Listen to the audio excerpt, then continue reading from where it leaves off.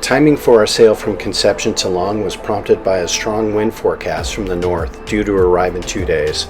Plus, we had a great wind for the crossing.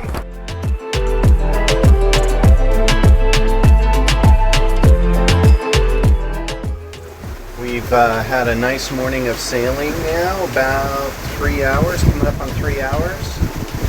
There's Long Island out there. We are 13 to 15 knots of wind, and we're doing between 7 and 8 knots.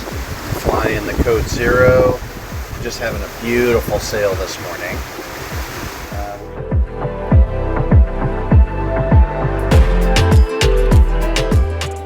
Our first order of business was to find some food and drinks for ourselves after the 8-hour sail.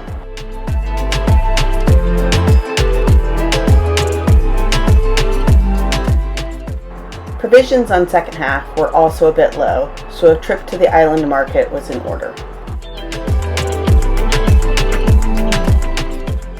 We decided to spend Thursday renting a car to tour Long Island. We had big plans to see all the sights, and it was shaping up to be a full-day marathon. The first stop on our adventure was the Long Island Museum in Buckley Settlement. No photography was allowed in the museum, but it was fun to explore the exhibits, chat with the woman running the museum, and learn more about the island's history and what it was like before modern conveniences. For example, Long Island didn't have electricity until the 1990s. Our next stop was Hamilton's Cave. Hamilton's Cave is the largest above-water cave system in the Bahamas. The Lucayan Indians were thought to have lived there around 500 AD. Leonard Cartwright's family has owned the land and the caves for a long time. It was fun to have him take us through the cave and tell us all about the history. He described how he grew up playing hide and seek in the caves, and he told us about the 5 species of bats that make the cave their home.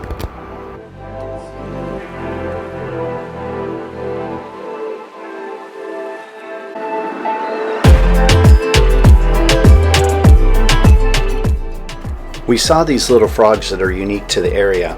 They lay their eggs on wet rocks, and then the offspring are born directly as a frog, skipping the tadpole stage altogether.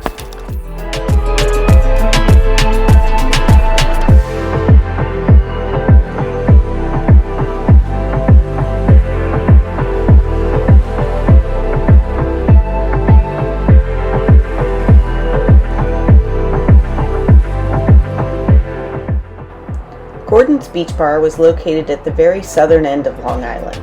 Ernest, the owner, told us that only his family lives in Gordon Settlement. All of the small towns along the way on Long Island are called settlements. The beach bar and all of the facilities were awesome and super well maintained.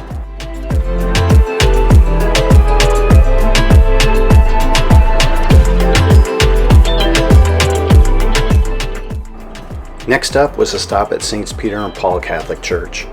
It was designed by the late Father Jerome Hawes, the same priest who built and lived in the Hermitage on Cat Island. The church has twin towers and is located on a hill overlooking the harbor. It's commonly featured on covers of most Long Island brochures.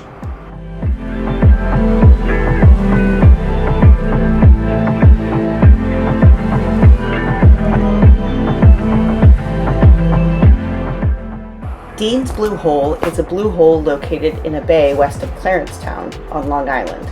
It is the world's 3rd deepest with a depth of 202 meters. The Vertical Blue International Free Diving Competition is one of several major free diving competitions held at Dean's Blue Hole. It's an invite-only competition for elite free divers from around the world.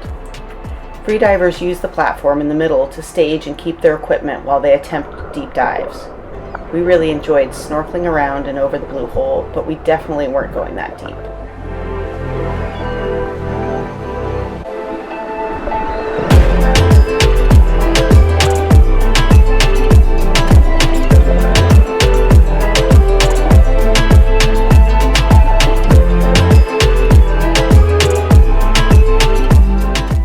Just past Gray Settlement, heading north along Queens Highway, is an old Anglican church ruin situated at the trailhead for the shrimp hole.